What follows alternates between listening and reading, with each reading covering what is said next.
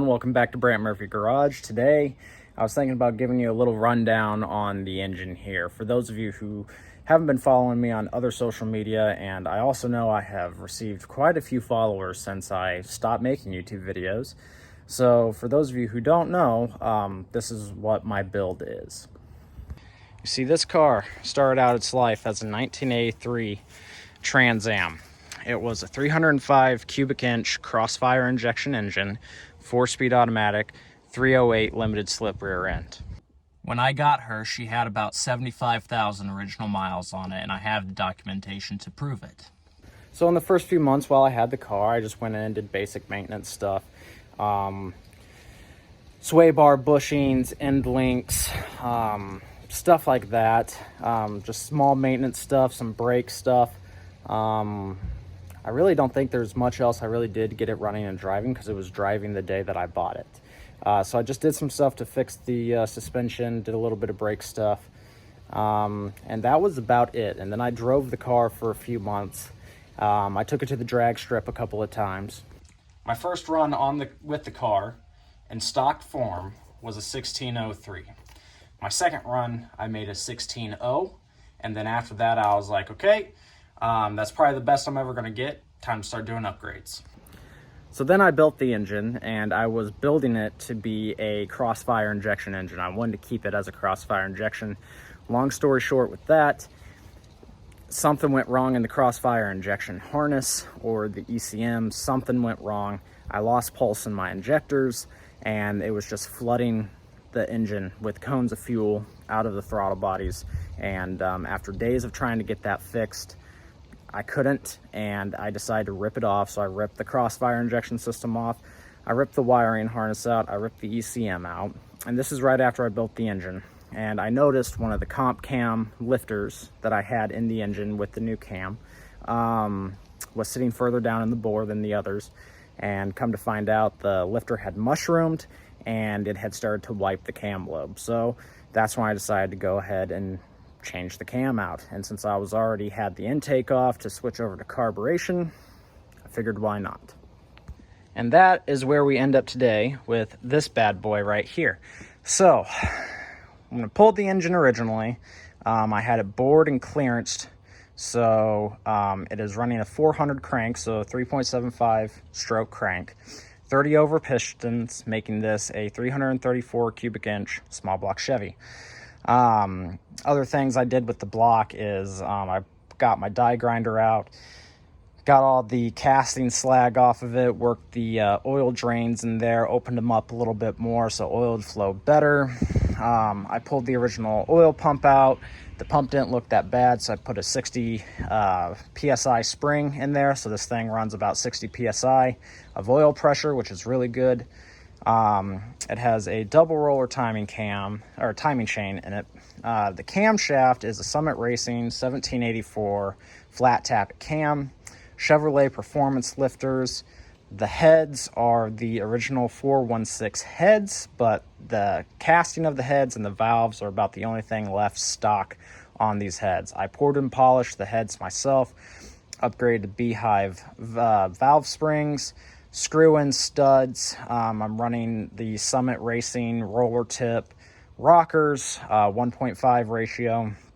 This is a Summit Racing dual plane intake manifold and a actual period correct Holley 650 carburetor. Now this is really cool. I found this from a guy. It's basically a new old stock Holley conversion kit for the 82 to 84 Trans Ams. And Camaro Z28s that came with a electronic quadrajet. So this carburetor from Holley was originally designed to be a conversion kit back in 82 to 84 for this style of Trans Am. I'm also running a Summit Racing distributor back there. It's an HEI vacuum advance, and still running the stock fuel pump. As you can see here, I have an inlet up to the carb and then a return down there, and that's my return that runs back to the pump. For the exhaust, we have a hooker header for exhaust headers, a Doug's Y pipe, and a Summit Racing catback exhaust. I replaced the brake booster. I'm trying to think what else I did. Oh, I converted the V-belt setup to a later style serpentine belt setup. So the alternator now sits on the driver's side and the air compressor sits on the passenger side. 4-core radiator, and I'm still running a clutch fan.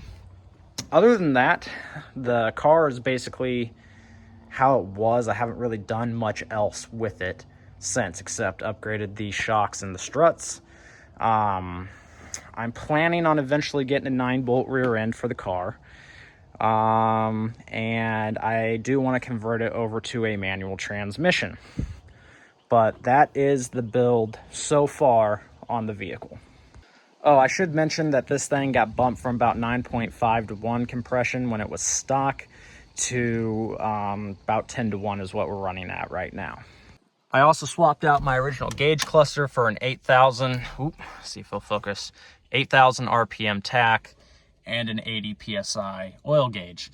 That oil gauge isn't working though, since I guess it used to run off the computer for the signal, and the computer is no longer in the car.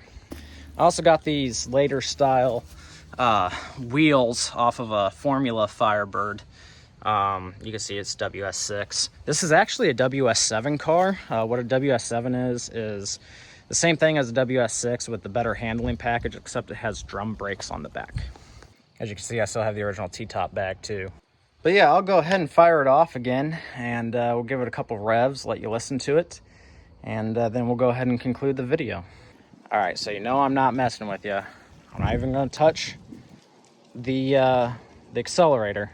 I'm just going to go ahead and just crank the key over. This thing fires almost off instantly. It's pretty great. I think I have it pretty well dialed in at this point. All right, ready?